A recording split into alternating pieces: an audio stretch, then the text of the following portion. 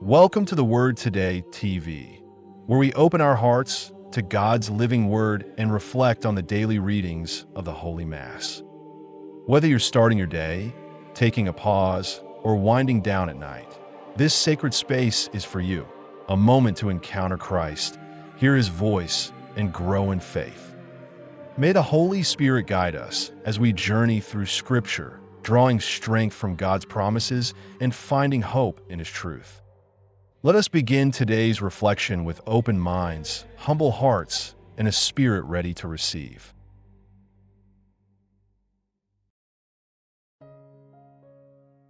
February 9th, 2026, Monday of the fifth week in Ordinary Time. Let us now listen to the Word of God. A reading from the first book of Kings. Then all the elders of Israel, with the leaders of the tribes and the heads of the families of the sons of Israel, were assembled to King Solomon in Jerusalem, so that they might carry the ark of the covenant of the Lord from the city of David, which is Zion. And all the men of Israel assembled themselves to King Solomon at the solemnity in the month of Ethanim, which is the 7th month.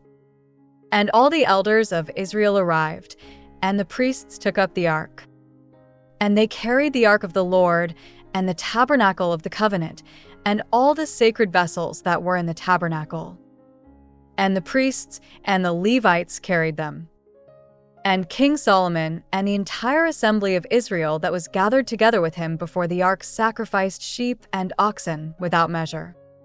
And the priests brought the ark of the covenant of the Lord into its place, into the oracle of the temple, into the Holy of Holies, beneath the wings of the cherubim. For the cherubim spread forth their wings over the place of the ark, and they overshadowed the ark and its poles. Now there was nothing in the ark except the 2 tablets of stone, which Moses placed there at Horeb, when the Lord formed the covenant with the sons of Israel, when they went out of the land of Egypt.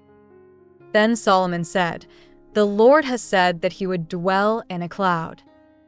I have built a house as your dwelling place, a most firm throne, where you may remain forever." The word of the Lord. Responsorial Psalm. The response is, Lord, go up to the place of your rest. We heard of it in Ephrathah. We found it in the fields of the forest. Let us enter his dwelling place and worship at the place where his feet have stood. Lord, go up to the place of your rest. Arise, O Lord, come to your resting place, you and the ark of your holiness. May your priests be clothed with righteousness, and may your faithful rejoice. Lord, go up to the place of your rest. For the sake of your servant David, do not turn away the face of your anointed. Lord, go up to the place of your rest. Alleluia, Alleluia. Jesus preached the gospel of the kingdom and cured every disease among the people. Alleluia, Alleluia. A reading from the Holy Gospel according to St. Mark. And when they had crossed over, they arrived at the land of Gennesaret, and they brought the boat to shore. And when they had disembarked, the people immediately recognized him. And running through that entire region, they began to carry around on stretchers those who were ill, to wherever they heard that he was. And wherever he entered, into towns or villages or cities, they laid the sick in the streets, and they begged him that they might touch even the hem of his garment. And as many as touched him were healed.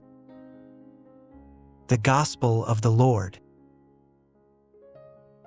We will now reflect on the significance of each readings.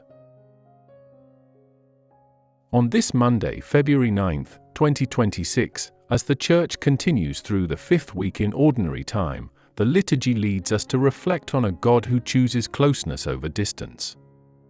In the quiet rhythm of ordinary time, today's readings reveal a steady and reassuring truth: God desires to dwell with His people and to bring healing through His living presence. The first reading from the first book of Kings recalls the moment when the Ark of the Covenant is brought into the temple. This is a moment of fulfillment and reverence. The Ark, which carried the memory of God's saving acts, is placed at the heart of Israel's worship. When the cloud fills the temple, it is a sign that God accepts this place, not because He needs a dwelling, but because His people need the assurance of His nearness. The reading gently teaches that God cannot be contained by walls, yet He chooses to remain with those who seek Him. The responsorial psalm echoes the joy and hope of God's presence among His people.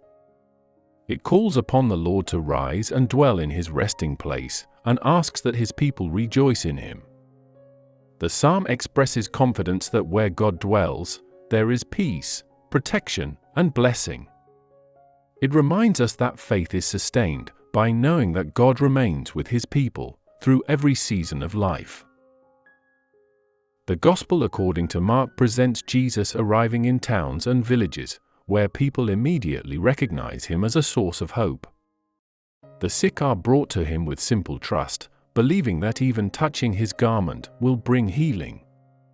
Without dramatic words or gestures, healing flows from closeness to Him. This passage shows that God's presence is no longer confined to a sacred space. In Jesus, God walks among the people, meeting them in their suffering, and responding to faith with compassion. Now, let's look deeper into the interconnection shown in the readings to find their main message. These readings are united by the theme of God's nearness. In the temple, God dwells among Israel. In the psalm, the people rejoice in that presence. In the Gospel, that same presence moves freely through ordinary places, restoring lives through faith. What was once symbolized by the Ark is now fulfilled in Christ. God's dwelling is no longer distant or hidden, but personal, active, and accessible to all who seek Him. The central message of today's liturgy is one of reassurance. God chooses to remain with His people. He draws near to heal, to restore, and to strengthen faith. His presence transforms ordinary moments into places of grace. When we approach Him with trust, even in simple ways, we discover that He is already close, ready to bring peace and renewal.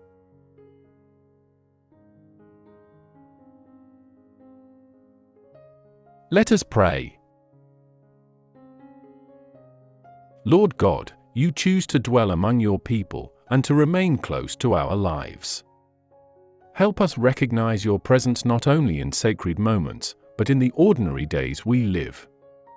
Strengthen our faith when we reach out to You, and allow Your healing grace to guide, restore, and renew us each day. In Jesus' name, we pray. Amen.